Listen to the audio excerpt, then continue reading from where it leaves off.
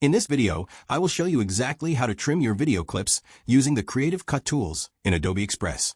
Trimming is one of the most essential skills to learn because it helps you remove unwanted footage and keeps your content snappy and engaging for your audience. To start the process, make sure you have your project open and your video uploaded to the timeline. First, look at the bottom of your screen where your timeline track is located and click directly on the video clip you want to edit.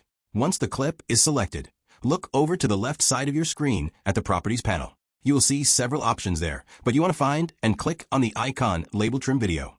As soon as you click this, a new view will appear that allows you to focus specifically on the duration of that clip. You will notice two blue handles on either side of the video preview.